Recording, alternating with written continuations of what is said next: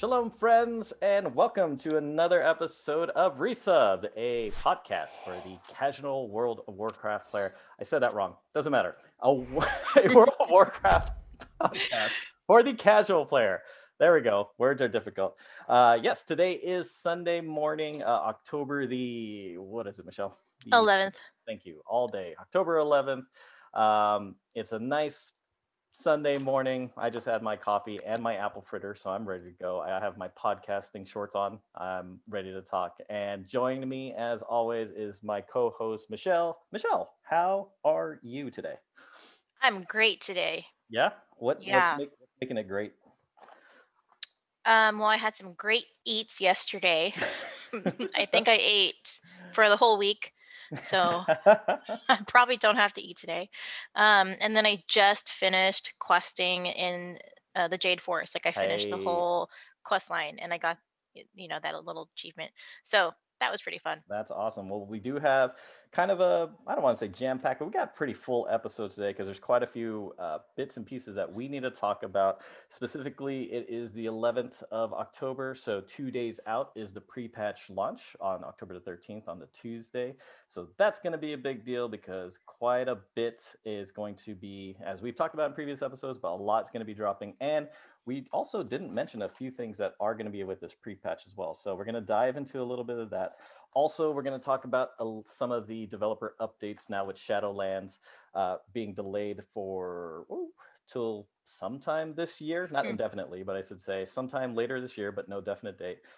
They did release a few updates as far as what they're working on and what they're tweaking, so we have a better idea of what they're going to be focusing on for the time being. And then I think we're going to wrap up today's discussion, just kind of talking about what we did. And then also, we're going to play a little bit of Sorting Hat with the Covenants today, kind of to piggyback off of our little assignment that we gave ourselves last week about putting all the different classes into the or sorting them into different covenants as far as what we think their best storyline wise and lore wise, where we think that they would fit best. And so hopefully that should be a fun discussion. But yeah, let's talk a little bit about what's going on with the pre-patch since that's imminent.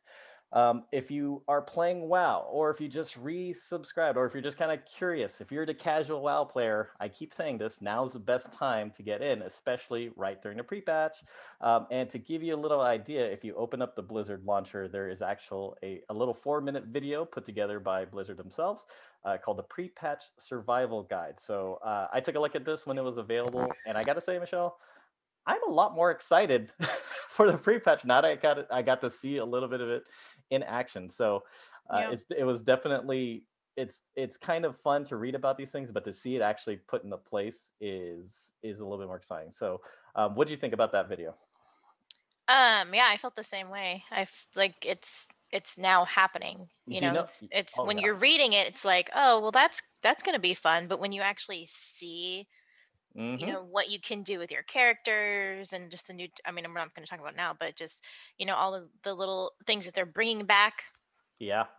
But It's like as when you see it unfold, you're like, oh my God, I'm excited. Like I can finally, I was weirdly excited about when they talked about unpruning and then putting back some of the old right? spells and different abilities that classes have.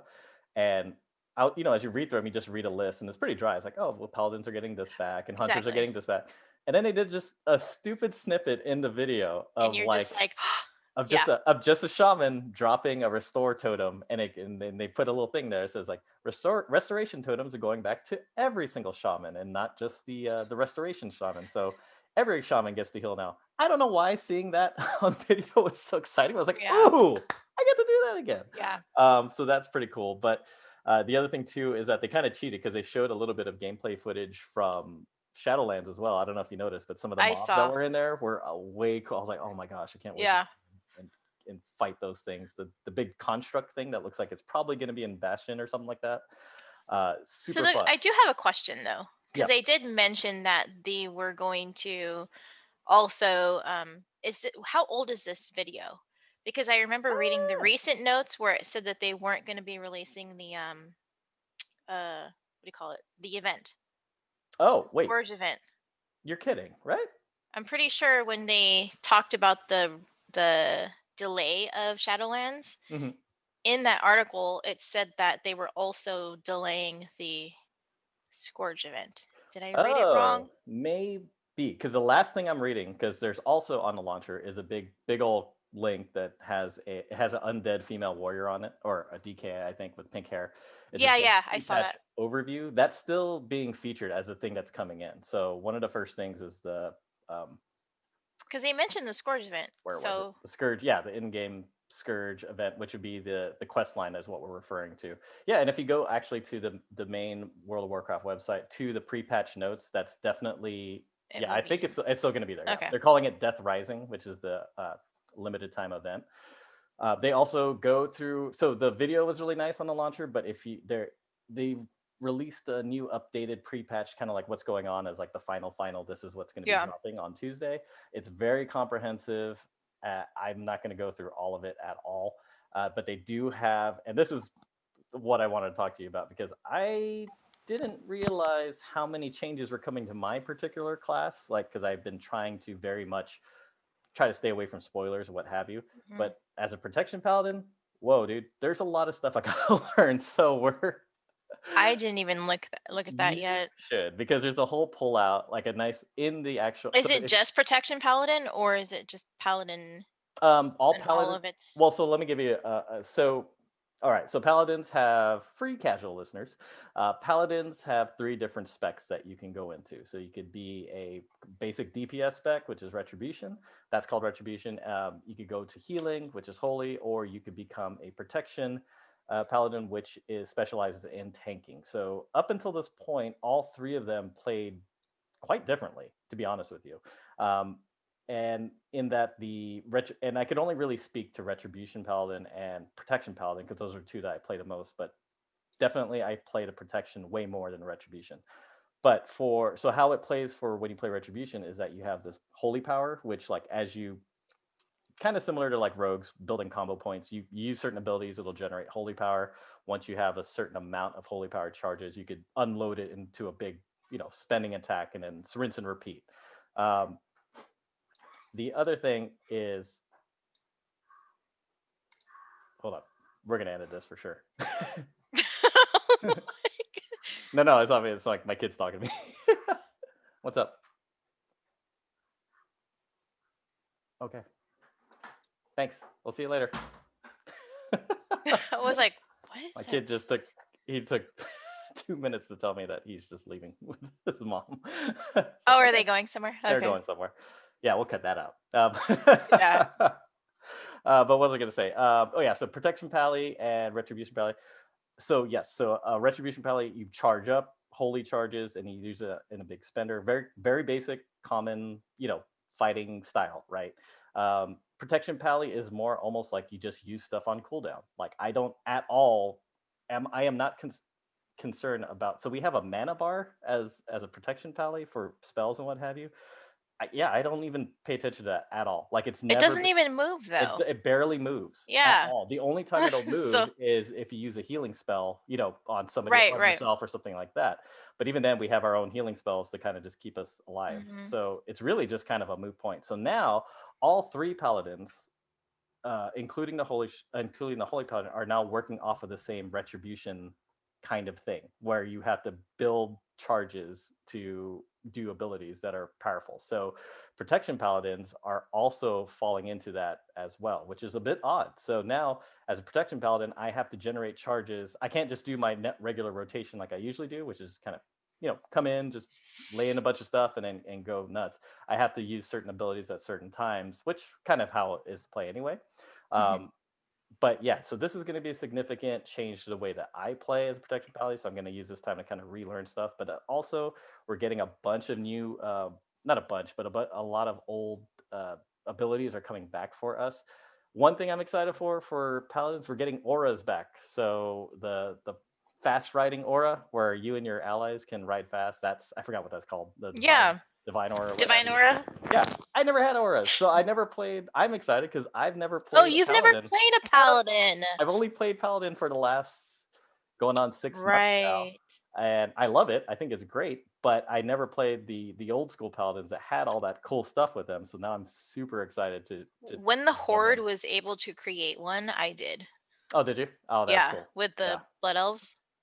I gotta say, I think maybe that was probably the very first step into making everybody's gameplay the same. And I don't know if I ever really liked that move when they made. Don't get me wrong. Yeah, I when think they started yeah, I see what you're yeah. saying. I 'Cause don't get it me was wrong. initially just Alliance, Yeah, right? Horde had shaman and Yeah. Alliance had paladins, and that was kind of cool. Now But everybody can do anything, yeah, everybody everything. can do anything, which is great. Yeah, it's fine. But as far as the Mhm. flavor goes, like it lost a lot of flavor with me for that. And yeah, just not to say that the thought of a Tauren Sunwalker is cool. Like I like the idea of a class that was called a Sunwalker. I don't like that they're technically paladins though, right? Because they don't really follow the same thing. A paladin to me is like a holy warrior with Mhm. armor. Mhm. A Sunwalker to me is somebody who's like a warrior, but like a badass. And then the Zandalari have their own too, right? And it's like they can be paladins as well, which is also cool. I just don't like that it's all grouped up under the paladin Yeah. name kind of thing. I just wish it had more diversified Yeah. branding, I guess, to a certain degree, and maybe like the maybe different like skill sets. But then again, we're talking about game change philosophy, and they would have to change everything to make these. And then somebody Mhm. might be OP, which kind of piggybacks on our conversation from last week, where we're talking about how like maybe they're reworking some of the class and covenant combinations so that they're not strictly overpowered. Yeah, overpowered. And an example of that, an old man example of that, is that during the original Onyxia raid, if you were Alliance, it was preferred to have a dwarf priest and not a any other kind of priest, simply because dwarves had a special ability called, Racial? yeah, it was a racial called Fear Ward, specifically for dwarven priests, where Mm. they prevented you from getting feared. And Mhm. Onyxia's one of Onyxia's main thing was like fearing into the whelps and stuff like that too. Into the So eggs, yeah. that was like a clear cut example. Okay, like this one is going to be much more useful for than other things, which obviously, of course, back then people were like, well, if you're unless you're a dwarf priest, we don't want you. So see you later, Yeah, do other you priests. remember when guilds would recruit, Discriminate? they Yes. would specifically say, Yeah. like you said, like Tauren warrior or Yeah. this whatever, it's like, well, can I be an undead warrior? Yeah, Like, no, nope, no, you can't. Tauren. Sorry, you can Mm. play what you want to play, but all by yourself. So Yeah. I get that that's what the game design they don't want to do that to people because you shouldn't do that. I think it's not fun. But at the same time, man, I think flavor is a huge thing, though. You know what I mean? Like Yeah. being different is a big thing, and I understand that nobody wants to be different to the point where their character feels like gimped or just not as strong as anybody else. Mhm. But at the same time, man, you just there's something about that because the world isn't fair, right? Some people No. come with like different talents and different Yeah. experiences and different strengths. And so, and then some during sometimes some people come up and then other times other different people come up. That's kind of Yeah. like the ebb and flow. I wish that was certainly, and this is a different conversation, but I wish that was sort of the game philosophy of Warcraft. Was like, hey, you know Well, what? that's how it was initially. I mean, not to draw too many parallels, but in Hearthstone, that tends to be a thing too, right? During certain expansions, some Some classes classes were just OP. go nuts, right? Yeah. But it's just for the duration of the season, and it might suck for a while, and you might be coming across like that type of class and deck all the time, which Mhm. on the one positive, but it's temporary by Yeah. nature. It's temporary, and then Yep. things shift. And so I kind of wish that that was the attitude going into WoW to a certain degree. I think it's okay, honestly, if some certain class combos were a little bit more powerful than others. But but I understand that the problem with that is that you can't um, regulate player behavior, right? And you can't regulate those people who are just like, nope, you need to be this or else we don't want you here. Right. So that's a probably an ongoing discussion. But getting back to the pre-patch at hand, please check all the different updates that are coming to your Mhm. class and spec because a lot's coming. A lot is coming down the path. But yeah, so on top of that, we have let's see what else is going on. We didn't talk about this last time. There's a whole mentor system that's going into Yeah. this pre-patch. So you said that they had something like this already in place, but kind of quietly. Yes. So So let's when you do the new class trial, have you ever done it yet? Or no, have you tried it? no. So when I first unlocked the Dark Iron Dwarves, Okay. it the class trial popped up, and Mhm. so you basically can try your character at 110 for now. I Are you don't know if talking it's going about to the be the same. boosts? No, it's a trial. Oh, the trial. Wait. Yes. Okay, I So did when try a you trial for like a hot second, but I didn't even like. Yeah, so they actually there is a like you use WASD to move, like Mhm. that kind of thing. So it's similar to what this mentor is. Okay. But I think they made it more like I think they added more to it. It's a person though that you're talking to. Is it a person that you're talking to during the tutorial? So you when you start your class trial, you're on a I don't know about horde, Are you on a but you're on a specific channel? ship. You're on a ship and you're talking to an NPC, you're not talking to anybody, and they teach you how to use this character. Okay. Okay. Because say you've never done a shaman and then you want to do this class trial and then you can boost it to 110, you don't even know what you're doing. It's kind of like what you said about why would I boost a character to 120 and I don't develop this relationship. I don't know what their skills are. Like I'm Gotcha. just here I am like, okay, so what does the, lava surge do or whatever it is. Right. So they basically teach you about your character. Okay, got it. But that's more like automated in game though, right? Yeah. Okay. So Is this is is it an actual in-person? people. This Oh is wow. so, but they're players too. So I've seen this. Ooh, can you apply? No, I'm kidding. Yes, you can actually. You absolutely can. So let me read off what they have. So they're calling it newcomer chat, but it's part of like a Oh, that's right. yeah, a So you'll bigger be like in this chat with all these other yeah, new. exactly. Got So it. we've got here. So after creating your character and beginning your journey into World of Warcraft for the first time, you will enter the newcomer chat channel, where you can chat with other players and experienced players on the same faction who will be your guides as you level through the new starting zone, Exile's Reach.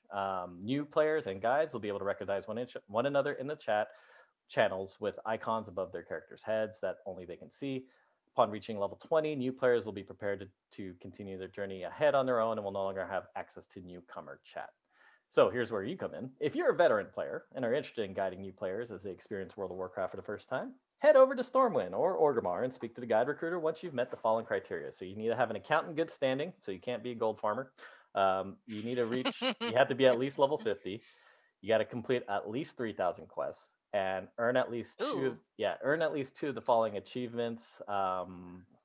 as in 3,000 in your I life, guess like like total. world. Yeah, Yeah. Okay. yeah. I guess 3,000 total. So there you'll be allowed. So now I've seen something similar to this when I was playing Final Fantasy. I can't ever remember the name of the Final Fantasy. It feels I played it for like 3 months.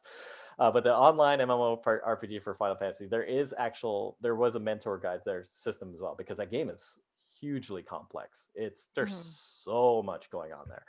But with that said, there is a special chat channel, and then these mentors had like little icons over their heads or little like cosmetics that were a bit different.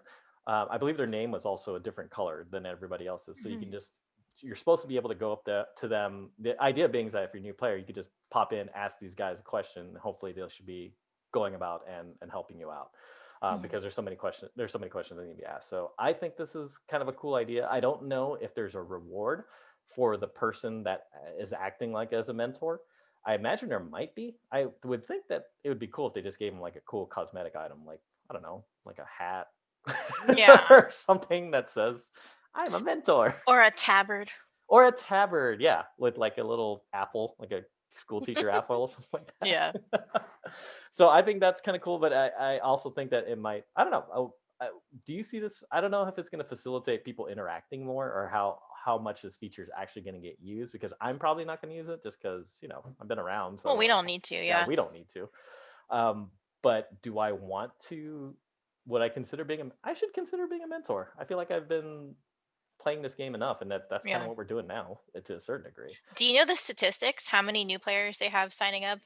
I do Do not know. they? We should. I will say informally that I'm on the WoW subreddit a lot, and there's quite a few people posting that are like, "Hey, just want to see if this game's worth coming back to. It's been a while," or just new players. And I see a lot of people that are like, "I'm kind of intimidated to Interested. start to Ah, playing this yeah. game because it's huge and There's a lot. Yeah. there's a lot." And look, let me tell you, if you're one of those people, there is a lot in this game, but I think we've reached a point where so much of it has been streamlined, and a lot of the learning curve has been cut out.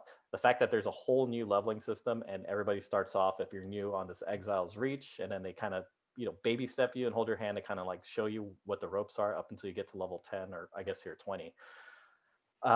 That yeah, there's enough here for you to keep busy, and then once you kind of get your feet under you, then you start exploring some of the more, I don't know, the multitude of little systems that are Mhm. also available to you, like pet battles. Or do you ever do the Brawlers Guild? Because Yeah, I've done it. I don't know why I've not done it, because you can get mounts out of there, Oh, and I really? want mounts, and I want mounts. Yeah, I was there like for one. I was there doing it for like a night, like one night, because I remember getting the token. Was I with you?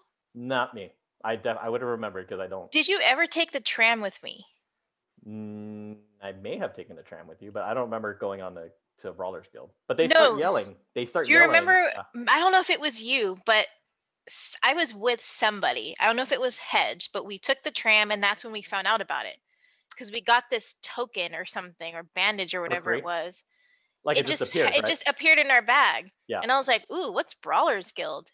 And I never went back until recently, maybe like a month ago, and I I, did it like for one night. I was like, "Oh, this is cool. You get to I fight." know I know that Brawlers Guild has been around for a couple of expansions. I just never. It's just one of those things I never It's pretty got cool. myself into. So I feel like now, as a casual player, like looking for something to do, that's Mhm. definitely going to be something I want to get into. Mostly because I want those freaking mounts. Yeah.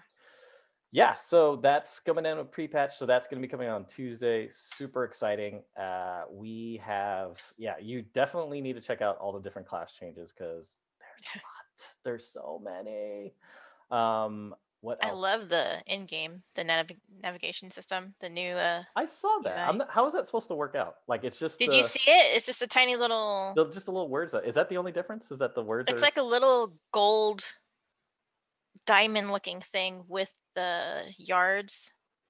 Oh, are you talking about how you can find like a quest NPC or a? Yeah, Okay, gotcha. Like a because target. before we would Yes. always have to click on the map and like, or you have your you download a you know Yeah. um Whatever add-on. whatever add-on you need you need to find things. But now you don't really need it because now they actually have this tiny little gold diamond shaped thing. And it tells you if they're like above or below. That was an issue for me. Above and below You is, remember when I told you I couldn't yes, find the entrance to that yeah. stupid to the Magitar is notorious for that. Like, yeah. Oh because yeah, for because sure. Magitar's so many stupid levels that you're not really sure what's where, and I'm just like, what the hell? Or a cave system, Hmm. a freaking cave. Like, Oh god, I hate I caves. hate caves. I think I And really then really don't I like think a single cave. I think I there was one time or a few times where I would finish a quest and then I would just hearth back home, back I to my inn Yeah, because I because can't I couldn't get deal out. with getting out of a cave. I'm just like, Yeah. especially the freaking elaborate ones that have Hmm. 3 or 4 branching paths. One of them always leads to some And they look the underground puddle same. or lake or something, Yeah. big area that takes you right back through a thing. They're all the same. By the time you grind through all the mobs to get down and you get your quest, you have to grind through all of them respawning back on the other way, which I absolutely hate. But yeah, so let me share a story. Uh, let's sidetrack this for just a tick. So, a leveling story. So, as you know, I've been leveling my dwarven iron or dark iron dwarf hunter. He just got to 110, which is dope. So, Nice. and I unlocked the heritage armor, which is Yeah. really Which is cool. at 100, right? Which is at 110. So Is 110, it 110? yeah. So if you Damn it. level, I was actually kind of worried I wasn't going to get it, because one of the, so just so you know, if you level a new character between 1 through 110, well, I guess it's going to be 1 through 50 now when the pre-patch hits, you get their heritage, their race's heritage armor. I don't believe every single race has their heritage No. armor set up quite yet, but Dark Iron Dwarves certainly do, and it's badass. But one of the things that you can't do that will disqualify you from getting that heritage armor is boosting your character. So you have to actually level your character from 1 to 10. But also, and I read this somewhere too, is that if you're under a recruiter friend, so Hedge, actually, for my new account, Hedge was my recruiter friend, so he recruited me. And so when we play together under low levels, we actually get a experience Boost. boost. Yeah, Yeah. when we play together, that also disqualifies you from getting heritage armor as well, if you're using that boost. But thankfully for this particular alt, I never played with him on this one. Like we never partnered up, so it never was an issue. So Yeah. I got my heritage armor. But going back to my story, so Nice. I was leveling my guy through Legion, which is awesome, by the way. Freaking, I love Legion so much. I like. Mhm. Oh, pro tip for you guys leveling characters: do questing. Don't do dungeons unless you like dungeons. Unless you like spending time in dungeons. But as far as experience per hour, you're gonna get more through questing. And so I made sure to do that too, just because I like the quest areas of Legion or what have you. But Legion also has the Burning Legion invasions that happen every couple of hours or so, depending on the zone. So for those of you that don't know, so if you go to the Broken Islands, which is separated into different zones, High Mountain, Azuna, what have you, every couple of hours or so, and they last for a few hours, there's a Legion invasion, meaning to say that what's going to happen, what's going to pop up in your map are certain icons of the Mhm. Burning Legion, like little questing hub hotspots, which you got to get to. Those are fantastic for leveling because they dropped ridiculous amounts of XP when you complete them. So they're very similar to one of those. They could be one of those just kill this elite, this demon elite that's here, and then it's like completing a world quest, or kill a bunch of demons till that bar fills up and you're done there, which is fine. If you have war mode on and you have the 100% XP buff on top of that, every one of those are easily over 100k and like 105k experience points, like, and your just bar just shoots like like Yeah. superfill. So there's Legion Invasion in High Mountain. I went to it. It happened to be in a freaking cave, right? And so the quest itself was kill X amount of demons and then kill the boss demon at the end to get your quest.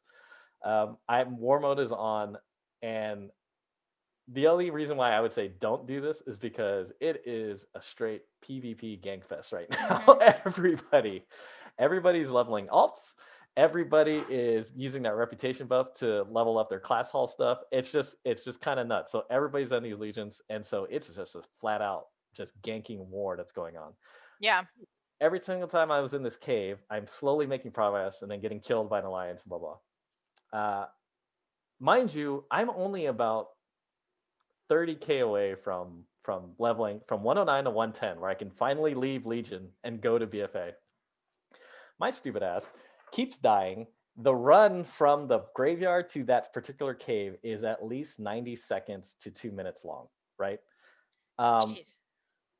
and it took me a half hour to finish To this get that? stupid quest Wow. because I kept I kept resurrecting, and I kept making a little bit more progress and then getting killed. And they So would I was kill like, you? and I would kill it, and I was like, shit. So then, but I would Were you be. the only alliance there? I felt like the only alliance, or no, yeah, I felt like I was the only alliance there at that time because Yeah. I was getting overrun, and so what was happening was, so I would just get mad when I got killed, run all the way back, but I'd only be alive for literally a shorter amount of time than it took for me to run back to Now, are they Satissa. accidentally killing you? No, this is Oh, they intentional. target I you. am Okay. targeting. I am being targeted and persecuted relentlessly here. Mind you, I only have 30k. I could Yeah. have, during any of this time, stopped what I was doing, And go to take the res sickness, Yeah. wait it out 10 minutes, go to a different part, and just leveled and been fine. But because I'm a stubborn ass person, Yeah. and because I wouldn't let them, quote, win or beat me, I just kept running back and wasting my life. But they beat me. See, so when your time is They when you beat you. They took your time. they took my time away. So Mhm. and the entire time that I'm running back, and I must have run back like 7 or 8 times. The entire time, every single time I'm running back, I'm just mad at myself. Like, why am I doing this? And it was like You ever find yourself caught in this weird Yeah. action loop where you know what you're doing is a waste of time. You know Yeah. what you're doing is not fun and pleasurable, but you, for some stupid reason, can't stop doing it. Yeah. I know. There you go, folks. My Raymond's advice to you is if a quest becomes too much, Just go. Walk turn off away. war mode. Yeah. Yeah, don't come. And then Or turn off war mode. I could have just turned off war mode, but I would have lost that sweet percentage Yeah. stuff. But with that said, I didn't even need it. I I actually bumped into a lot of horde at the Jade Forest, Oh and yeah. they didn't. And some of them were lower level because again, I was trying to finish all the quests. Like I Mhm. said, I finished the whole area, and I was already above that level. Like if it was like 92 or something. Gotcha. And there were like like 88s, like level 88 Right, horde. right. Well, these But ones there were killing me also were definitely skulls. Like I couldn't do yes, the thing. so So there it's were like, also skulls, but yeah, they left me alone. that's nice. They didn't touch me at all. I was like, Not I'd stand there and I'd look at them and I'm like, should I just move or what? But they just didn't it's bother. honestly, it would have been fun had there been more of an alliance presence there, right? That would And be like cool, yeah. that would be That's cool why because I asked, like, are you the only alliance honestly, like there? getting killed and ganked is not big deal to me anymore. It's like, it's just a minor inconvenience for the most part. But in this particular stupid That was case where straight I just PvP. straight, yeah, like the run back was if it or if it was a shorter run, like I wouldn't have cared as much too. But it was just a combination of being a far run and me being like too stubborn to give up and Yeah, just move on with my life. yeah. That aggravated me. But I got my heritage armor. Super stoked about that. Nice, because It that's is really my next nice. one. I really like that one too. It's really nice. I think it's cool. So I'm close to. Let's see. My goal was to get him to 120 before Tuesday. That's still possible. I just got 10 levels to do. I just have to go through all the BFA stuff, which I don't necessarily want to do again. But now I feel like the real game started. Like I'm in the more recent. I'm in the current expansion. See, again, we're talking about like I had to play through 1 through 110 to feel like before I could feel like I started actually playing the game, Hmm. which is not going to be the case anymore with pre-patch. You just feel like you're constantly playing. But now I feel like I can now look for because right, I have such stupid. I have a Beastmaster Hunter. I have such stupid animals. Like I don't like any of them. Like all the animals Oh, I do you tame are get they're not special. They look okay? really bland. Like I when want the I play cool them. looking ones when Me I start playing too. him. I want the fancy ones. Like I want the dinosaurs, the cool looking boss dinosaurs. I think those are. I want the spirit animals. I think those are cool too. Um, but yeah, so now I feel like I'm in a position and a level to actually have that kind of fun. So here we go. So between today and Tuesday, it's the race for 10 levels, the race to 120 to max level. So yeah, let's move on a little bit because pre-patch is coming, but we, as I mentioned earlier at the top of the show, they had, so a few days ago, well, actually 6 days now, there was a October Shadowlands development update that they posted. So it's a blue post on the official WoW forums, and they did want. I wanted to bring this up so we could talk about it a bit. But there was two big things that they are working on that they specifically mentioned on here, and that is the Maw, which is one of the zones in Shadowlands, and then also conduits, which are a thing. So let's talk about the Maw first because that's fairly simple conversation. The conduit one, man, woo, that's a doozy. And there is a lot of discussion around that. But so as far as the Maw goes, here's what the official statement goes. As they say, so the Maw is intended to be the desolate and brutal domain of the jailer, and not a place any soul in the Warcraft cosmos ever hopes to visit. But this is, after all, a video game, and telling that story can't come at the expense of creating a fun environment for adventurers. We've heard feedback that this content is currently falling short of that mark, and we agree.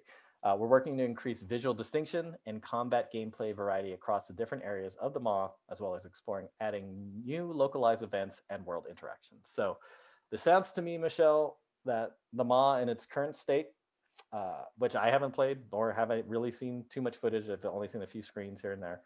Sounds like it's awfully boring. Yeah.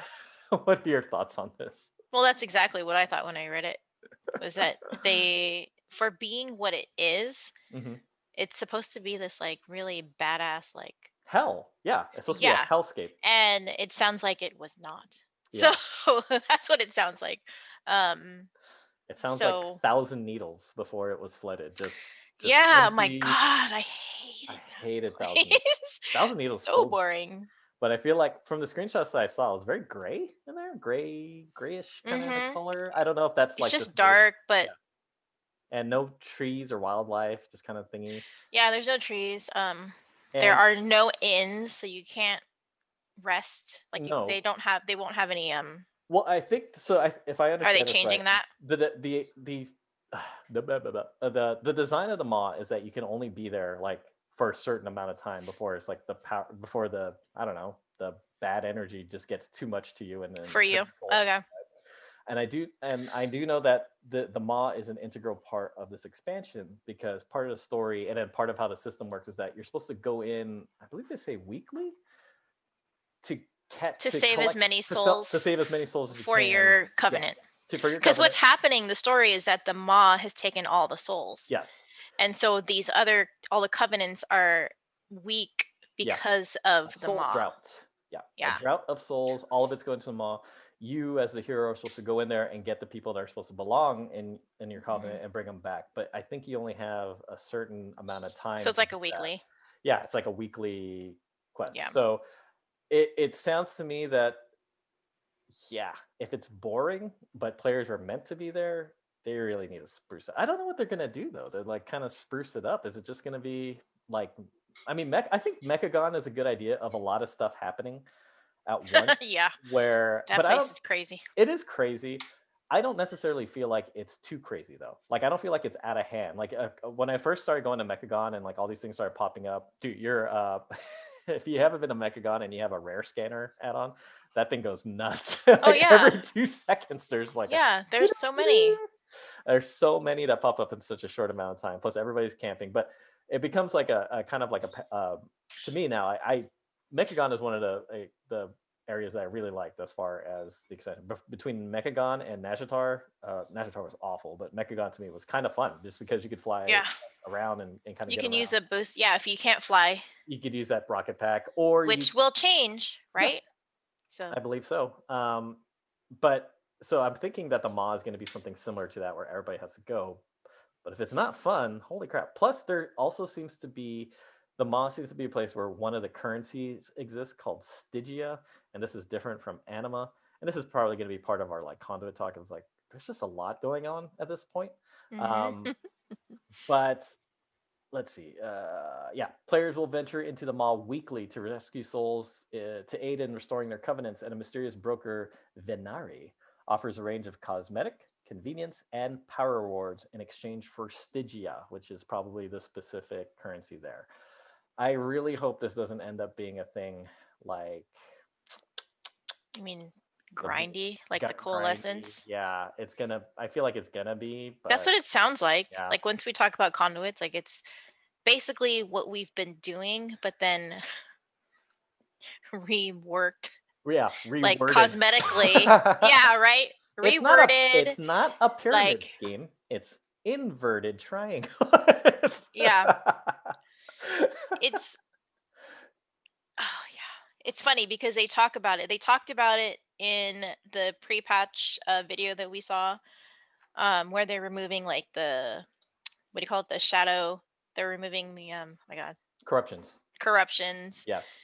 Um, and then I believe your Azurite's not working, right? Does it stop No, no, working Azurite still? works. Azurite still Okay. works. So what I think how this is going to play out, and this is a little bit of speculation on my part. Sorry if I'm misinforming anybody, but once Shadowlands happens, your Azurite, if you put on your Azurite gear and back on, let's say you're now at 60, but then you want to go back to BFA and you want to put on your, if you put on all that gear and your Azurite necklace and stuff, it won't work outside of BFA. It'll only work in BFA zones. Does that make sense? And then once you're Ah, outside of it, it so will no it won't longer work work. in yeah, that makes sense. But the other thing around it though is that in Shadowlands, all that stuff, the conduits, the covenant abilities, that will work once you're out of it. You know, even if you go Right, back to because like that's in, the current. that is the current. So what I'm Yeah. guessing is that's going to be the new design. It's like whatever powers that you currently have throughout the current expansion, you get to use throughout the entire game. But once it becomes old content, you can only use it for that certain amount of Within time. that certain, Right. yeah. Uh, So that's what I mean is like this conduit, it's just basically similar to what we've been doing yeah. and what we kind of are tired of doing. Let's You know what talk I mean? about conduits. All right. So I am a casual player. When I read about conduits and stuff, it's a huge turnoff. Like it's because it's just sounds so convoluted and weird. And my perspective, so let me try to best summarize what conduits are to me as somebody who's just been kind of reading about them and not really taking a deep dive or looking at videos or playing the beta or anything like that. So here's how I understand it. You have covenants, right? You have a character in a covenant that you choose. The covenant has an ability that you can use all the time across all three specs, right? Within those covenants are characters that you can quote soul bind with. So I think it's 3 different characters per covenant that you can soul bind with at any given time. And what a soul bind looks like is okay, I'm going to bind with this person, and they have basically this talent tree that's associated with that soulbind person, and you unlock the talent as you go along. Like I think it charged you anima or something like that. Well, you unlock these talents as you go along, similar to artifact, weapon, and legion. But you all can also augment those specific talents and make them a little bit more powerful by using conduits. And conduits are actual items that drop from bosses. They have item levels that you slot into these things, kind of like gems to a certain degree, but it's like gems for a talent tree, if I'm reading this correctly. And so let's say you have, and I'm just spitballing here. Let's say you have uh, and one of the talents is that let's okay, I play a tank spec, so it'll put a shield on an automatic shield on you every 30 minutes, or sorry, every 30 seconds, that refreshes itself, right? And it takes X amount of damage. Let's say it'll absorb, I don't know, 50,000 damage points, right? Just I don't know how much that's going to go. If you put a conduit into that space, it could augment it so that it refreshes faster. Maybe it Mm-hmm. reduces the refresh rate by, instead of every 30 seconds, it pops up every 20 seconds, or maybe it just straight up bumps up the amount of damage that it can take. Either way, it's augmenting that power to make it stronger for you, and that's why there's it's kind of like a sub game to go out and get these conduits from raid bosses and from what have you, right? That's going to be something to chase after. The problem though is you would think with a system like this where you're augmenting skills and putting in talents, it sounds a lot like a talent tree that you should be able to just kind of respec and do at any time. But for whatever reason, Blizzard has decided that they wanted to put a cooldown for when you can change out your conduits. And Mm-hmm. so previously it was on a week cooldown, like 1 week, which is kind of crazy. So that means if you made changes to your talent tree, you can't change it for 7 days afterwards. You just have to wait. And so if you wanted to try out a new build or something like that, nope, sorry, you're just gonna have to wait a week, which seems really oppressive. If gameplay wise speaking, seems like a really bad decision and just limits the hell out of people for wanting to like tweak their character or mess around with a build that they want to try out. Just to kind of give you the wording here, so conduits. We've also received a lot of feedback about the conduit system. Many of you have expressed concerns that the current system will unreasonably limit experimentation and multi-spec play early in the expansion. While the existing weekly cooldown may provide sufficient flexibility once players have all three soulbinds fully unlocked, we agree that it is initially too limiting. A single weekly reset also fails to draw any distinction between someone who wants to adjust a single conduit and someone who wants to clear and rebuild their entire soulbind tree. So think about how awful that is. Like you can only edit your conduit situation once per week. Even if you just edited one of them and that was Mm-hmm. it, you're done. You can't make any more edits for the rest of the week. So if you messed up for some reason, or like you totally forgot that you had like a new conduit to place it, too bad. That's like you can't do it. That's dumb. Yeah. That's a really poor. What is that? That's like inconvenience for its own sake. You know So what I are mean? they changing that? Are they changing the cooldown? They Did they are, mention? and here I'm just going to read this off, and then you go ahead and translate it as much as you like. In an upcoming build, we will be replacing the weekly cooldown on changing conduits with a more flexible system. Here we go. When first unlocked, the Forge of Bonds, which is where you can change your conduits, Mm-hmm. right? The Forge of Bonds will be charged with 10 conduit energy, and placing a conduit into a socket will consume a single charge. Conduit energy recharges at the rate of 1 per day, up to a cap of 10, and adding a new conduit to your collection immediately restores 1 conduit energy as well. So clearly, they decided that a weekly cooldown was not the best way to go, but then they decided to go with an even more convoluted system of like So they're limiting.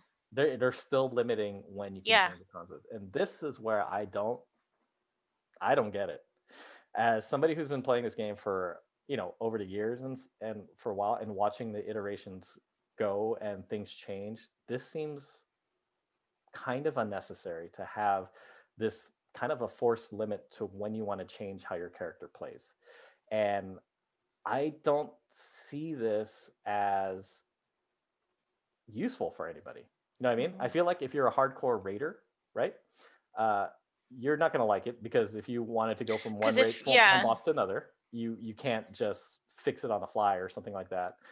If you're just a casual player like me, you're just like, what is this? Like, I just want to be able to set my stuff and go on and go forward, which kind of like makes me want to talk about what are we doing here as far as game design and as conduits. It's Like, also just how to get them as well, because they're also, it's just like the Azurite essences, yes, where if you're like, say for us, we like achievements, right? yeah, So with the Azurite essences, I could not complete that achievement because I don't PvP. right. Some of the essences are PvP. Only So if you're casual and you don't PvP and you're only doing, raid, maybe every now and then doing a raid, like from the looking for, this is just out of your reach completely. yeah, you Yeah, can't do it because you don't, yeah, you don't do PvPs, you don't do rated battlegrounds. and you know, if you you pull can't back, even do a rated battleground unless you're in a if group. you, Did you know that? I did not know that because I never Yeah. play any of that. Yeah, And I so, and then tried because I wanted to get an Azurite essence, and then it was like, "Oh, you're not in a group." I'm like, I "Well, was like, I well, no, don't I need to find people who want to actually do this, right? a rated." Yeah. Yeah. And so pulling back the camera a little bit and looking at the bigger picture of it all, it's just like this game is too big to take on everything, right? Like you just can't. There's just even if I would have to be somebody who plays 8 hours a day in order for me to get all the stuff that they Mhm. want. Like I'm talking about committing yourself to raiding, to questing, to PvPing, to crafting, which we need to talk about still. Yeah. We gotta have our I really want to talk about professions, but I Professions. don't think this is not going to be the episode to do it on. But with that said, like to lock all that stuff behind and say, well, you can't get this achievement because I think it's kind of short sighted. Like nobody has that time to play. They just don't. Like a very Yeah. small percentage of the player base has that amount of time to play. And I kind of get, and then, okay, going back to conduits, you're right too, because essence, just like essences, you had to level those up and you had to go through certain things to get those leveled up. Conduits have item levels. So you're going to have an Mhm. item level 100 conduit. And then next raid, they're going to go up to 110. You're going to have to, Yep. in order You to have to go keep and get it you right. have to go and get it, right? Which Yeah. is I guess fine, right? And it makes sense. It's rewarding people who want to play like the hardest content and then makes them distinct. But the changing out, that to me just seems like it's like every time I want to change my clothes, I have to get written permission from somebody. I have to go and ask and say, well, no, and they're gonna go, no, you've changed your clothes. You're change your clothes one too many times a day. You have to wait until tomorrow, and then you can change a shirt. Like, Do you like remember, do they, I don't even know. We talked about this, if they still have inscriptions. we Is kind of that did. still, so do Yes, you remember the the tome of, glyphs, no, it was a clear tome mind. of clear mind, I Yeah, where think, you can erase your. where you can click on it and then you can do your talent tree all over again. Yes, Maybe they'll do something like that. maybe. But right I don't now, know. I'm just talking I about don't it know. in terms of like, why are you putting this? So okay, let's Yeah. let's talk about this game. The whole shebang of World of Warcraft. If I am a World of Warcraft designer, my big goal is to keep you playing. Mhm. I need to, as a game designer, make sure that the player base is always engaged and constantly playing, and there's something to do every single time that you come in, right? And it makes sense that certain things are gated to a certain degree. Reputation is one of them. That's probably one of the bigger sticking points for everybody. So a lot of people hate having to do a rep grind, right? Having to grind up to exalted. Mhm. Like nobody really likes it. I'm of the camp that I understand why it's there because you can't just make things so easy that people just achieve everything quickly without the possibility of them like giving up. Because if you just give everything to everybody at once when they want it, everything becomes meaningless. There's no point to it. I understand the point of a rep grind is also to stretch out your gameplay too, right? Like Mhm. there's a practical appeal here. You want to get them to be playing all the single time. But with that said, I feel like this right here to just change how you play, like that shouldn't be gated. Like if you want to try out an ability that you have unlocked already, there's no reason why. Well, you're out of charges. Sorry, Yeah. you gotta wait till tomorrow to try it out. That's frustrating, especially when you just want to play. Like you just and honestly, when I want to come into the game, a casual player, you just want to get in and just do everything you Just do can it. and not Yeah. feel like that it's like behind you. I'm not saying that you as a casual player should be able to come in, jump into a raid all by yourself and solo everything. That's because it's like that's not what I'm talking about. But I am saying is that if you like to enjoy like a conduit or like this new feature um, of the system. And we got to talk about like what are we doing with the systems here too? As every expansion comes on, like we have to talk about like game design and philosophy. But they've added this system to an already complex system of the soul binds, right? So if I'm a casual player and I'm coming in, it's like, okay, what is a soul bind? Okay, what's a covenant? What's a soul bind? Now, what the hell are these conduits? Like, how did there's not a clear path of how all these three necessarily fit in together, and I feel like it's going to be too much and too restrictive that the casual player just doesn't want to engage in it at all. You know what I mean? Like, if something is too complex, even though it might be fun, and it's not straightforward and it's not clear, I that just turns off a lot of people. What do you think about Mhm. that kind of complexity where we're heading here? No, yeah, especially for a casual player, like you said, there's just too much going on. Um, like you said, like soul binding. What is soul binding, right? Hmm. You bind to one of the members of your covenant. Right. Then there are, Two other was people it that you combine t- with too. three? Yeah, you have Yeah. three options. Then there are 12 different trees, Yeah. right? Yep. Right? Yeah.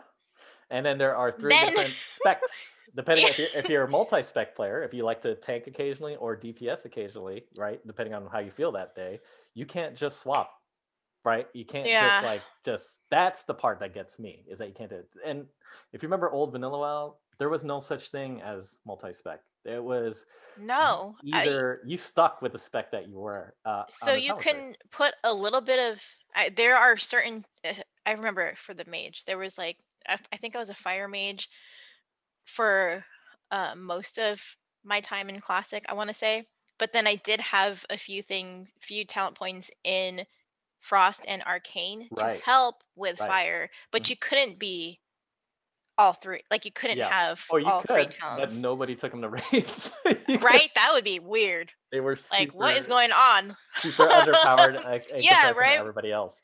But I um don't know if you remember, but remember you could respect, but it got progressively more expensive every single time that yeah, you you respect. had to pay. Yeah. So it's like you can. So not only did you have two, so that to me was like the bad days of Mhm. Vanilla Rain. Like they really didn't think that out. Like it never occurred to people. It's like, oh, people might want to play more than one way. Like somebody, a tank might actually get tired of tanking. What do we do, right? And that's when they kind of introduced like the fact that you can talent switch now, like in a Yeah. with the click of a button. Oh, that I love Yeah, that. I love that. Me too. I don't mind holding on to a second pair of gear either. Like it's Yeah. okay to me. But imagine if Well, there's do you use imagine the if there's a cooldown on it, right? Like do you you use swap to the a tank, you can't swap to DPS, like and for another 24 hours. Sorry, you're locked out. You're like, well, dude, I just wanted a tank for this one raid. I didn't want to be yeah. stuck for 24 hours being a tank. I just kind of wanted to go. So Do you use your gear swap? I do, yeah. Okay.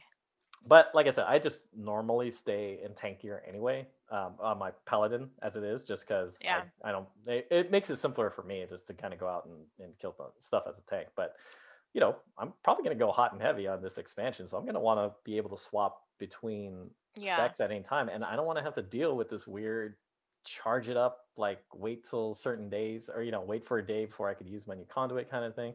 I know I'm probably oversimplifying it, but I just do not see the point of putting any kind of restriction on that.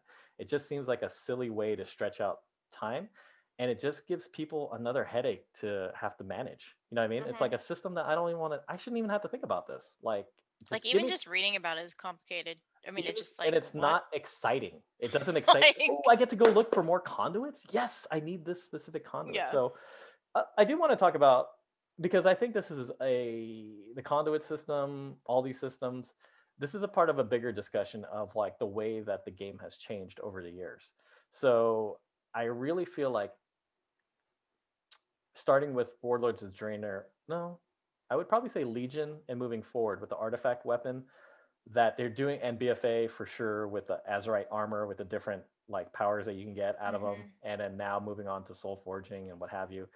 We've gotten to a point where every expansion, it's like you start off the expansion, you lost all your powers from the previous game, kind of like when you play like Metroid and then Metroid 2, right? Mhm. Every Metroid game starts the same. You come in as Samus and you have a fully loaded Metroid suit, but some point in the beginning during the intro, you get shot by something or you lose your suit, And and you then gotta go you have to and get it. find, yeah, Yeah, you completely nerf and you have to go find everything again and then become that's powerful again. basically what it is. That is it. And I'm okay with that. I understand that that's like logically speaking, that's how you have to keep a game going. In real life, it would be like, oh, you're constantly getting more powerful. You should be like this uber godlike figure at this point with all your Yeah, crazy ass artifacts that you've collected over the years and how much, like, how many battles that you've been through and stuff. yeah. But I understand that you have to keep ramping up and occasionally. I just, I think to me, it's just weird that they have to reinvent systems every single time And make it more complicated. and add more complications to it where Yeah, it's like, what are we playing now, right? Like yeah. World of Warcraft is still there, but back back in my day, all your upgrades, your special abilities came with your gear, right? A class Hmm. gear set, the Right, yeah, exactly. Lightbringer set, right? If you Hmm. got a full Lightbringer set, you had the different bonuses as you got the gear. Yeah, But I understand that the way that they did that was they locked a lot of that gear behind rating, and it was inaccessible to a lot of people. So people couldn't get that awesome gear and feel more powerful if they weren't part because they of a weren't. rating Yeah, guild or something like that. And I know that they want to get away from that feeling for people. Totally makes sense. It 100% makes sense. But I don't know if this is the right path for it. And the only but thing, what sucks though is that raiding is easy, right? yeah, You go with your group, you kill bosses, you get the drops. There's your, you can is collect it your easy? set. For some groups, it's easy. For some For people, it's some, a that's true. nightmare. Some people have, yeah, RNG is horrible, Yeah. right? For everything. Hmm. But with this system, it's like you have to grind and work for it, Yes. don't you? So the So, like, so it's like a grind in a different direction of yeah. it's like a personalized, you the individual has to grind, not you the team have to learn the fights to go through, Hmm. and then hopefully a thing that you want Okay, drops, I don't right? want to say it's easier because, yes, sometimes you won't get the drop and you have to wait till next week. Yeah, It there's takes that too. longer, Yeah. right? But And I get that's part of the give and take. That's part of like, if I was a WoW developer and designer, I have to take that in consideration. Like that shit didn't yeah, you work can't for a just lot give of people. everybody everything. You can't give everybody everything, but you No. also can't do the thing where you like piecemeal it out like a meal. Oh, come back next week, right? Because then I remember the times like that there's always that one warrior, that one warlock, that one hunter that just needs that one trinket off that one boss, Yes, and the then they one lose, and item. then they're like, damn Dude, it, the they the don't get it. guild the guild drama, like I'm actually glad that I'm not a GM or even Hmm. doing any of that because that like the drama of giving that one OP trinket to the one, like Yep. how do you choose who to give it to when you Right. have multiple, more than one warlock or more than one rogue?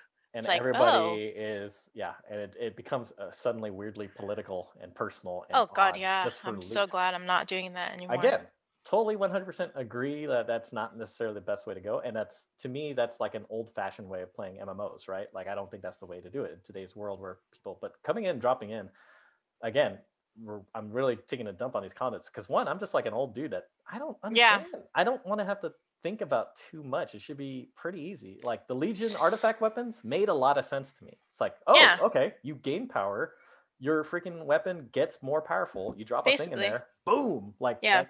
So I'm not. Would it be so bad if we were two expansions down and then we revisited artifact weapons? I keep coming back to Legion because to me, I think that's the perfect expansion. Like I cannot find fault with a lot of things that Legion did. Storyline, it was on fire. The zone designs and the story, I'm sorry, and the actual gameplay and questing were on fire. The raids were cool, right? The ones I've seen. Hmm.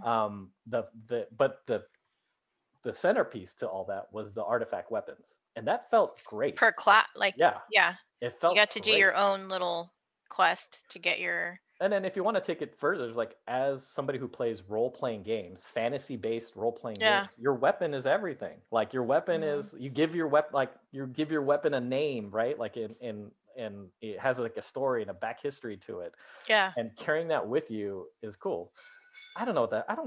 I have a feeling at the end of Shadowlands, I'm not going to care who I soul binded with. Like those people are not. It's You know what I weird. mean? They're just going to be Like, like, to be honest, I think out of everything, like the conduits would probably be a turnoff for all like people wanting to come and play like for the first time, Hmm. and for the resubs, all the people that want to resub. Yeah, Like because you're this, just, like it's just, like it's just there's too weird. much going on. Yeah, it's too weird. So we have the maw that you have to visit every week, right, to get souls for your covenant. That's probably going to and get you Stygia. And then you have these conduits, and then you have these soul binds that you have to get. Dude, make it simple. Legion was simple to a certain degree. Yeah. Like, here's a weapon, kill stuff, kill bosses. It gets more Well, powerful so as you so kill. they are doing something with conduits, right? They're changing something. Is They're it changing because it to it's that charge system. I'm just saying, just get rid of that like well, do you restriction think altogether. I wonder what people have to say about this, like all the beta testers. Like, do they actually like the Nobody likes it. conduits? From what I Because could tell, at least, and obviously, the squeaky wheel gets the grease. Like, all I can see is just a lot of people complaining that there just shouldn't be, for something like this where you're just augmenting talents. There just shouldn't be a that's all it really is. It's just yeah. like you said.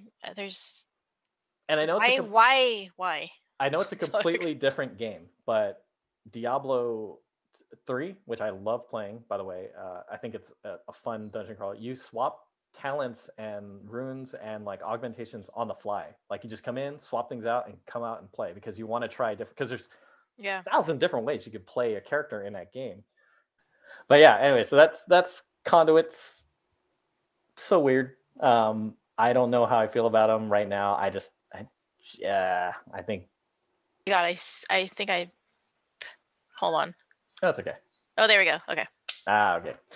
But yeah, so conduits are odd. That's our conversation about that. Any parting thoughts other than the fact that they're just so odd right now? And I hope they smooth this out. I just don't see a point to there being a limit. I just don't. Like, it's already a complicated system. Why even add another layer of complication on top of that for people to have to understand? I don't Yeah, I don't like it. All right, so let's move on to, I don't know, funner part of our discussion. What was I going to talk about?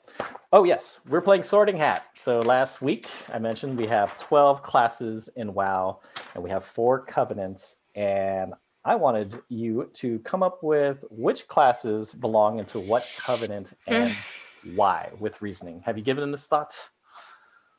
Yes and no. All right. Let's go. Let's see where we match. Okay. Let's go by covenant, and then I'll go first, and I'll give you my 3 classes that I think belong there and why. And then I did the ones that I have. What do you mean? Bad. No, do all of them. Well, let's just have it. Then we'll just do it. We'll do it live. Okay. Yeah. Let's do this. Okay. Go. All right. So let's start with Ardenweld, which is the Night Fae, and to me, that's the most nature of all of them, right? So obviously, from the cinematic, we're choosing Druid. That seems to make the most sense. I'm also choosing Hunter, and my last class for them are Shaman. So Druid makes sense. Druid to me, they're the tree huggers of World of Warcraft. They're the ones that are the caretakers of nature. Ardenweald is all about nature and rebirth and regrowth. Fits in like a shoe, right? I think that's perfect for them. And in fact, I can't really see a druid. Can you see a druid in Revendreth, like a vampire druid, or maybe a bastion druid to a certain degree, but not really. I think they're too peaceful, and then definitely not in Maldraxxus, just because they're just too warlike. I don't see naturally there. A hunter. Obviously, hunters have kinship with beasts and what have you. They spend you would assume that a hunter spends a lot of time in nature. And so even though they kill a lot of stuff for the most part, they are hunters. That's their job. I think they also intrinsically have like what do you call that? Kind of a respect for nature's balance and stuff. They wouldn't go and I don't see a hunter hunting something to extinction in World of Warcraft. I think that would be messed up. So I would definitely put my hunter there. Although hunters help balance. Yes, they do help balance. And then last part I put was a shaman. So I know shaman are more concerned about. So lore-wise, shaman are always concerned about the elements of things, not just nature, but like with the aspect of earth and the aspect of fire, water, and air, and what have you. But to me, that's also part of a good shaman's job. A good chamois job is someone who also respects that balance of nature and the forces, because Thrall is a good example of somebody who's always trying to use the elements to bring harmony or peace or something like that. So that's where I would put. That would be my 3. If I had to divide the 3, just storyline wise, where you think those classes should go, I would put those 3 into Ardenweald. Now you can make a case for all the different what do you call that, sub specs of the different races, but I think in this case it just get too complex. So what do you think of my 3 for Ardenweald? Yeah, I agree, but I also was also thinking about the monk. Monk. I almost sorted the monk into that one as well. But why did you almost put the monk in there? Or I why did you put the guess monk? because they're all about balance, like the Mm-hmm. monk lifestyle, right? Yeah. And I think they also care about nature, and so that's probably why. I think when you level a monk, then you understand it more. That it's your chi, like you're being able to balance your inner chi with nature. Yeah. And I recall that do you remember the Pandaria cinematic with the The chief? Shah? Which one? No, the opening for the intro to Pandaria. It's the Alliance guy is fighting the Orc warrior, and then Yes, yes, yes, the yes. Panda guy shows up and he whoops both their asses. Yeah, That's what I feel like too. Is like he was maintaining a balance the between both balance. and still Because kicking everybody's ass. that's what it is there's a balance, right? They Yes. didn't choose between both sides. And then when you watch the cinematic when the Shah of Anger pops up, isn't that because of the Yes. two sides fighting against each other? They're The super mad at each harmony, other. there was no right. Mm-hmm. So that's why I thought, oh well, they can also fit in with the Night Fae. Makes sense. But I actually I classify the monk into the next covenant, which is the Kyrian, or in Bastion myself. So I actually put the monk in that one. And so the Kyrian and Bastion is the first cinematic that we saw, the one with Uther. It's the blue skin angels, basically the blue angels, and their main job in the Shadowlands is to transport or escort souls, I guess, in the afterlife to where they need to be. Mm-hmm. But they also seem to me as a very buttoned up, very rigid, job. They take their job super seriously, and it's almost like a holy duty that they go and that they're performing, basically. They're not just doing this for fun. Like the Revendreth people seem to have a lot of fun torturing souls and what have you. These people just look like this is our job and we take it super seriously, almost like militaristic, but to a certain degree. So to me, just because of the cinematic, obviously paladins I think fit in, their law and order. Priests fit in, and then this is where I also put in monks as well, because I feel like if their job is to be honorable, and they're honorable in life, they lead a life of upholding the law and basic dignity, I would say, or basically on the side of good, I would quote unquote the good side of things. Those 3 would make the most sense. So it's like a paladin, obviously, like law and order, they're holy warriors of light. A priest, like you could imagine like a priest being like a guiding figure in life, so why wouldn't they be like a guiding figure in the afterlife? And similar to a monk, like I could see going to a monk for advice and asking him hey dude, I'm in a weird place in my life, where should you help guide me? So that's actually where I put the monk in that one. I think that'd be kind of cool to see. It's like a monk that's kind of serious. But yeah, what do you think? What's your 3? I only put paladin and priest. Nice. And just because I wasn't sure. I mean, yeah, it would make sense to also put monk, I think so, in Bastion. But that's just my thing. Again, if you're listening, this is just suggestions. I think that's where they best make where they most fit. So yeah, paladin, priest. Any of those in the 3 that you disagree with? No. Okay. That's right. That's the right answer. Correct answer. You don't disagree. Moving on. So let's go to the 4th house of Maldraxxus, the army of the dead there, the one that Draka is in. And so in this one, this is super military. They are the front line of defense for the Shadowlands. They're here to make sure that any incursions into the Shadowlands from anybody who doesn't belong in there gets pushed back. And they are, they're basically the soldiers, the foot soldiers of the Shadowlands. obviously, I think to me, their first choice would be a warrior. That's Mhm. number one. All warriors want to fight, and that's where you put them. Big plate wearing armors, like just going nuts there. To me, the second place where it fits belong to would be a Death Knight. I think Death Knights are basically warriors of death. That makes, I know that's redundant to say, but that's sort of what their thing is. They're always the how do I put it? I always see Death Knights as being kind of like stuck up military. Like they're like every single Death Knight is like a military officer that's really like almost like kind of arrogant and like commands Mhm. people and stuff like that because they have ghouls and stuff they lead. But again, they're very much war oriented. Like they just want to fight, and Yeah. they're not interested in talking or hearing excuses. They just want to fight. And then the last one I want to put in there is obviously a demon hunter. It Mhm. took me a little minute to figure out, but I was just like, duh, demon hunters only live to kill demons. And we saw from the animated short that there are demons that were trying to invade the Shadowlands. So that's a perfect place to set a demon hunter for. Um, yeah, any thoughts there? Yeah, I said I thought warrior, demon hunter, death knight, and rogue. Yes. So the rogue was the one I wanted to put in there because of Draka's clearly a rogue in the cinematic, and it looks like that would make sense for them to fit in. But I honestly put if we're because we were playing by our own rules and we're separating three to each covenant. I had to leave one out. So yeah, that's Maldraxxus for me. But you put in a rogue, so I had the hardest time with the next faction, the last faction, which is Revendreth, because they're so unique. You know what I mean? Like they have we talked about before, they have like a mission to do, but man, their society seems completely different from the other three, like 100%. All the other three seems to be working together to a certain degree, like they all have a common goal, Mhm. but it seems like all the people in Revendreth are almost out for themselves, and there's really just about who can get the most anima from these souls as they can, especially during like this anima drought.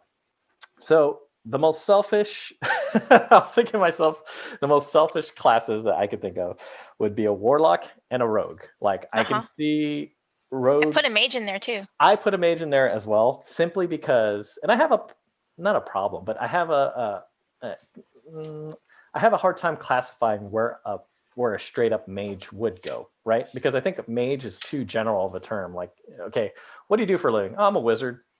Okay, Yeah. what kind, right? Like what kind Yeah. of wizard are you? Like a warlock is a very specific kind of wizard that just messes around with demonology and necromancy. That's their specialty. But a mage in and of itself is so general that they can kind of fit into wherever.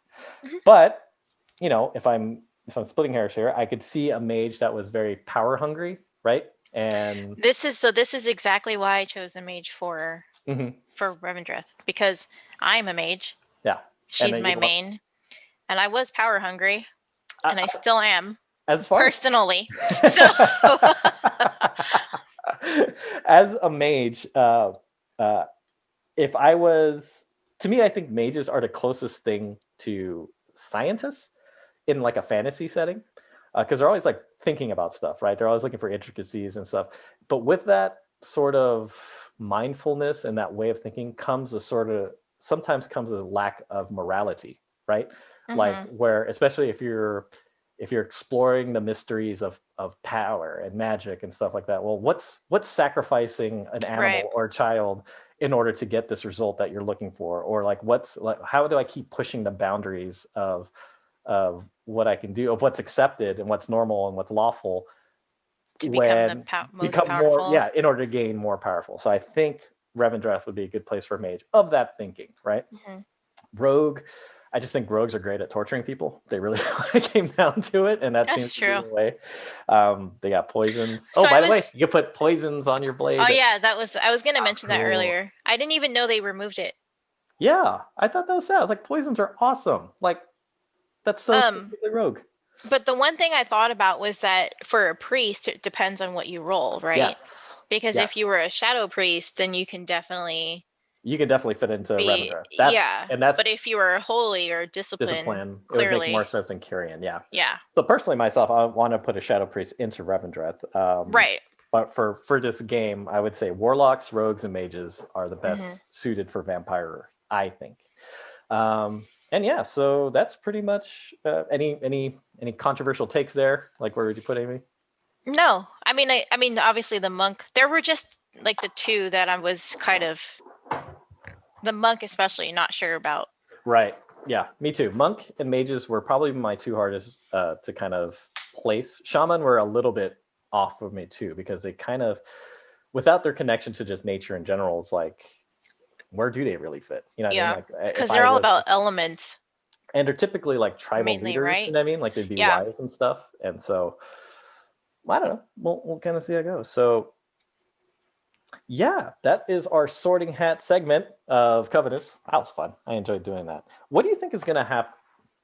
Let me ask you something, because I've been thinking about this too. So we've seen Uther in an animated short. We've seen Arthas. We've seen Garrosh, Draka. Who else have we seen? The Ursoc dude. Uh, I haven't played any of the beta. I haven't looked at any spoilers as far as stories go. Are there any dead Warcraft characters that you're excited to meet or hope that you're going to find, and in what condition do you hope to find them? Huh, that's a good question. I don't even know. Kael'thas is supposed to be in Revendreth too.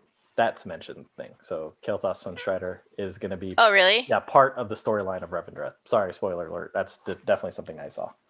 Oh, I guess that makes sense. Mm-hmm.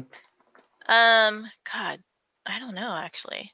That would make like all the villains, right? Wouldn't all the raid bosses, to a certain degree, be in Revendreth for just being dicks, and so they have to be punished and redeemed? Yeah. Yes. Yeah, like Hogger. They would be. Hogger should be in Revendreth. Oh God. Or Onyxia, right? What Onyxia, do you think they're gonna do with the Nefarion, all the Zoth? dragons. Yeah, how do old gods work? What's gonna And happen with them? let's move into our free flow discussion of this. Is like, how does death work in Shadowlands?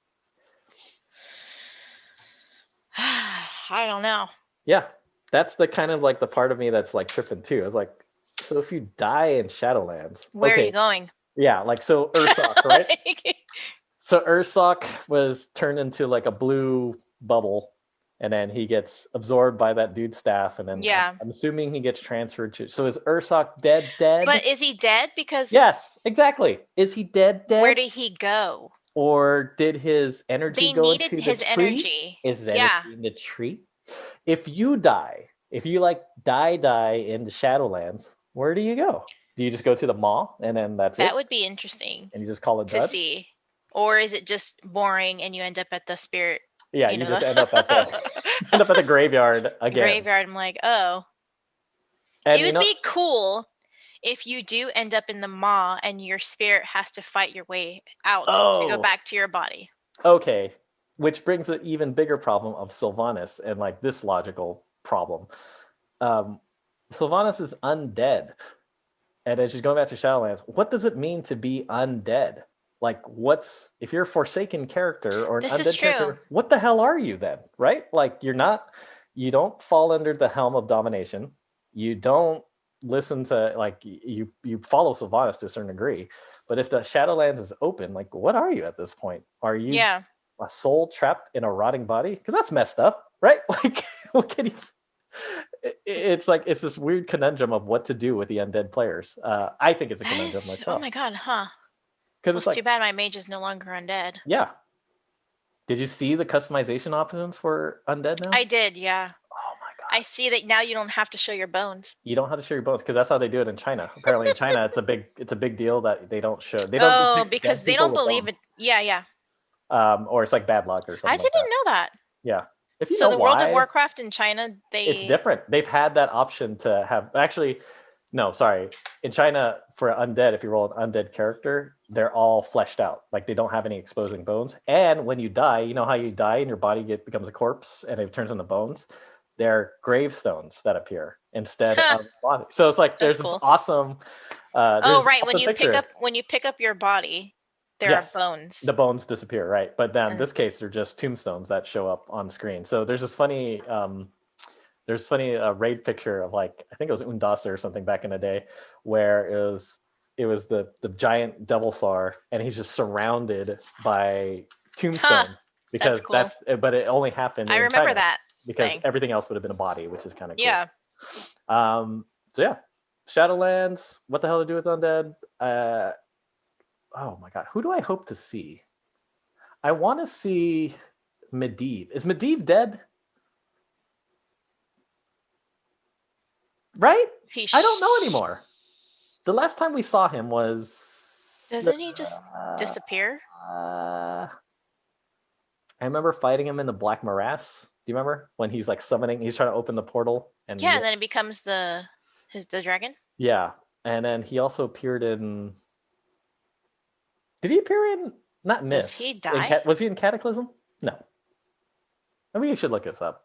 I thought Yeah. Medivh was dead, but I feel like that would be a good character to see dead. Also, a lot of the old heroes from Warcraft 1, Anduin Lothar, that was like the main hero for Warcraft 1. He was like the main like general of the armies.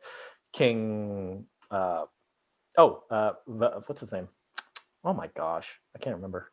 The Varian Rin's dad. Oh, Rin. I was gonna say, Varian Rin's dad, Lane Rin, was friends with Medivh back in the day. I want to see if there's like some continuing storylines there.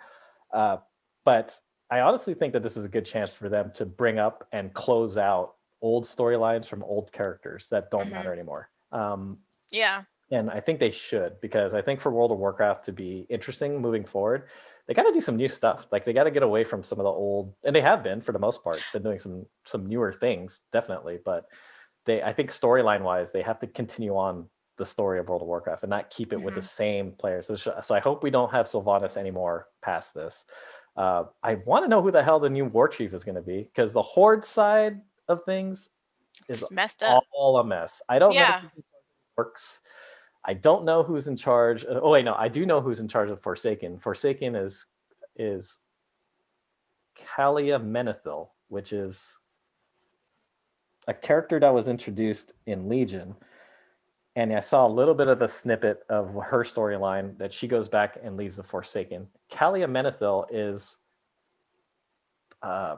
stupid Frost, Lich King Arthas' sister, who died like randomly and then got brought back as a void elf or something like that, or as like I need to look this up because I haven't. Yeah, no, what I'm saying is it's convoluted. I'm like, so I don't know. Like I don't know who's who on the Horde like side. when Sylvanas became the war chief, I was like, what?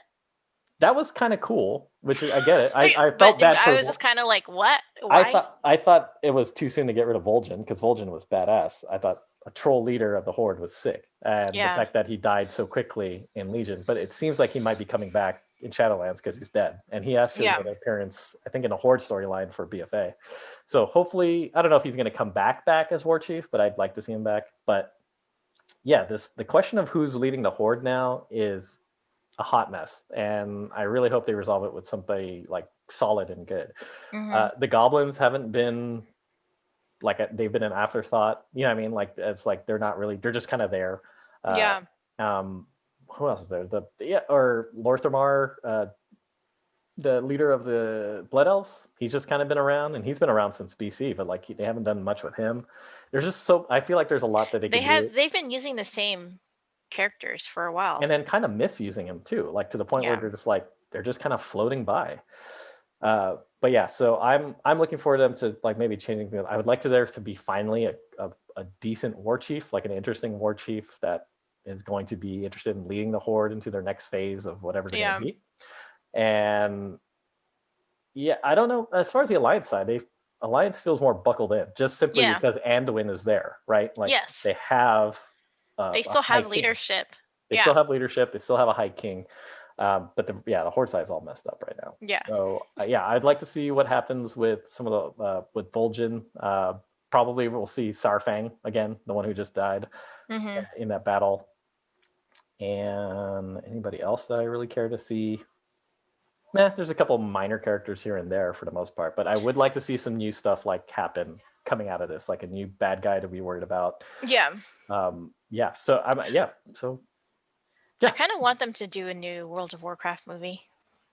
I would love that, but do a different time. You know what I mean? And I think there's great stories there that can be That's what told I really was. Yeah, well. so I was telling Robert There's yesterday. so many good I stories said there. there are so many storylines, and it's very unfortunate that they came out with that movie. Yes, the one that they settled on was just terrible. Oh, you know what I Yeah. don't want to see? I don't want to see Garrosh turning into a hero. I don't want to see Arthas like Oh, I don't like Garrosh. somehow like turning into a hero. Like I think bad people should stay bad, Hmm. and they could still be But interesting. you said But Arthas? yeah, I don't want to see Arthas get redeemed at any point because, Yeah. and there comes to be a lot of talks like, well, and I've seen this before, like Arthas. Ooh, Hmm, are you playing Hearthstone? no, not yet. So there's a new single player, and you play as Jaina, and it starts off of when she was initially, when she started off when she started her training, sorry, and when she met Arthas and how Oh, he cool. became. Yeah, it's pretty cool. It's You all need in to the. play it. It's a story that's Yeah, told so in the game. so she's like, It's a the trip. first thing is she fights against God, who's her teacher again? The Antonidas. Yes. So she fights him in Hearthstone, to get him to train her. Oh, okay. And then she's fighting against Arthas, telling him like, "Oh, you're changing," and Oh, cool. Oh, yeah, that's really cool. you should play it. It's pretty Yeah, cool. but I've heard like some talk of like Arthas being redeemed and like, well, he wasn't really Arthas when he put on the helmet, right? Like, so No, he that's got bind. But I was like, yeah. yeah, he's I still kind of Arthas. want I do because You do. I like him and Jaina together. I I I take it all back to he killed people in Stratholme. Like that was all I know, Arthas. but Like was it that was him. okay? Yeah. That was his decision. He unilaterally made that decision, and that's why I don't think he's worthy of redemption because he just straight up massacred a town. Like he could have, and I was like, well, like the way it's set up is that it would have been a plague and everybody would have got out of hand had he not acted the way that he did. It got out of hand anyway, just like for it is. But that's like in hindsight. But I would say it's a messed up thing to not give people a chance to like, or maybe just quarantine them and see what happened. Like, even though if it was like, it It's was kind just of such, like with this pandemic, right? yeah, it's like, If everyone was let's just like, "Well, kill let's just everybody kill who's, everybody and start over." yeah, just kill everybody. Start over. That's messed up, right? Like, under some circumstances, you might say, well, it's for the greater good kind of thing. But it's like, no, like, he can't call himself a paladin and call himself like a champion of the light if his first thought is like, well, we just need to kill people. Like, that's just how we're going to solve this problem, is just kill. Um, yeah, so I think that his salvation shouldn't come from that, and I don't really want to see too many salvations. Like we've had Illidan like go from a complete selfish dick to becoming like a sort of like an anti-hero, reluctant hero. That was a good storyline in and of itself. Like from BC all the way to Legion, he had a complete arc. It made sense and it's done. I don't want to see that again. And kind of like how they rehashed Garrosh. Garrosh was a cool character. He was basically Orc Hitler, and he wanted to create like a mean super horde, right? And just crush everybody in front of him. Uh, that's great. That was a cool original story. And then they redid it again with Sylvanas. I'm just like, dude, that's just cheap. Like we just saw They're just this. Yeah, recycling. they're recycling. Stop doing this. Like we need something new here. So I don't want to see like more time spent on another redemption cycle on an old villain, right? Because Yeah. I just think we're already there with it, right? Yeah. Like if Arthas ends up being the new jailer, like, dude, we just saw that. Like Yeah. we gotta move on with something more forward. So anyways, yeah, any last thoughts before we wrap up the episode? Just excited for Tuesday. I am excited for Tuesday. So do you have any goals before now on Tuesday? I did, but I have my niece and my nephew coming in, so I Mm-hmm. don't think that's going to happen. But I was hoping to at least get my warlock to 110. Where is it at? Is that the one that you got at 90? 92 or 93. Gotcha. It's actually going pretty fast now that I have a goal of finishing Yeah. every area of Pandaria before moving on. Every Um, Pandaria. it's going by pretty fast, but we'll see because I may or may not be home. So okay, so you and I did it too to a certain degree. It was like I made it a point to quest through my leveling and through certain zones and just sticking with it. How much has your experience improved because of that? Oh, um, you mean in my experience with Pandaria or Yeah, just in just general? that. Like, Um, I actually enjoyed it more me playing too. through the content and like you said, like watching all the different How the zone uh develops around you too. Like the yeah, yeah, yeah. I liked it because at first what I was doing was I would try to just get to a certain level while doing dungeons and just going around killing things, and I was like, well, this is kind of getting boring, and I it got is. tired of it. And I you're think just it that's just feels like probably why I stopped it almost for a feels like bit. you're not playing. It just feels Yeah, like you're just doing stuff to get to a yeah. certain point. But when you actually What's play through funny the zone, is in the middle of it, I was about to go from Jade Forest to like Valley of the Four Winds because and you that's the stopped second. yourself. You're like, I stopped stop. myself.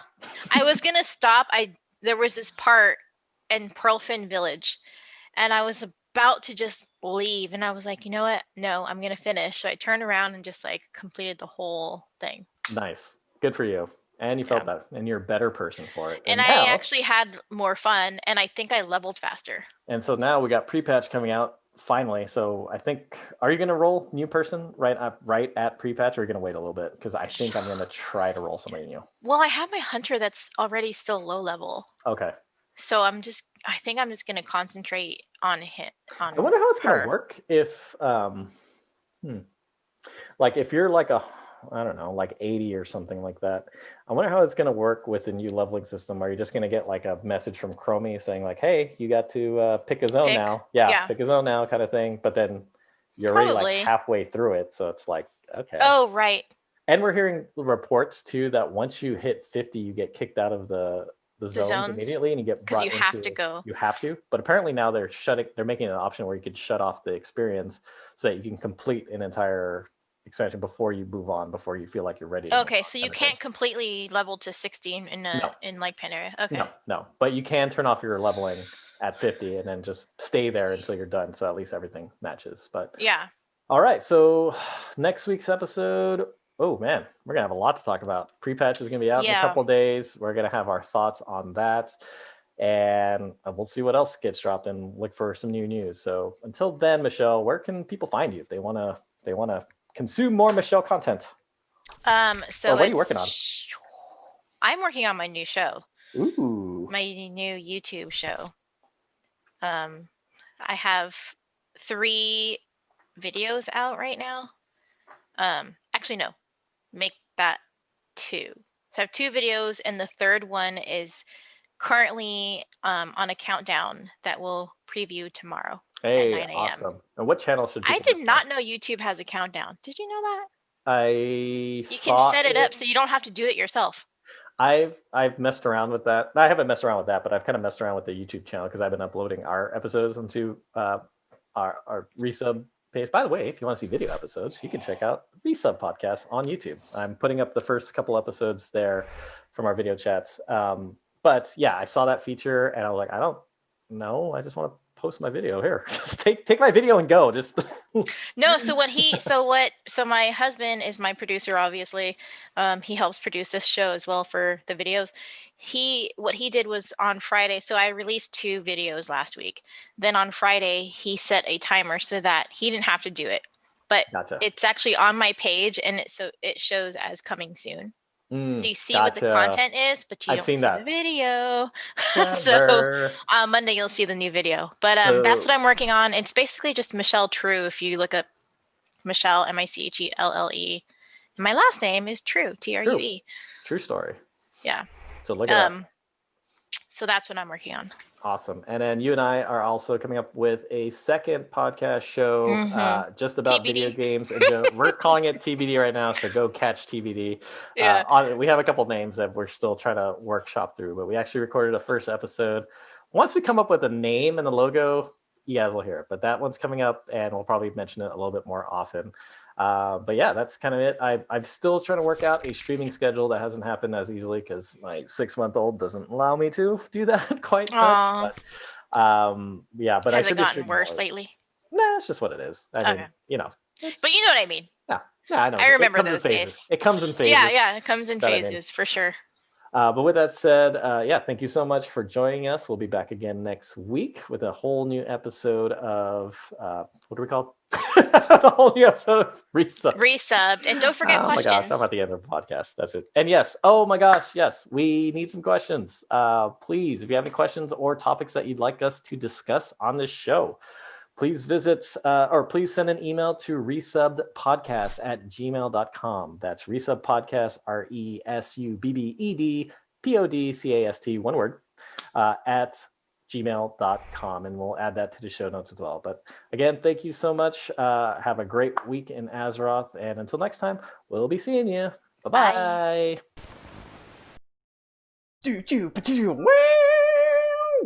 Wow.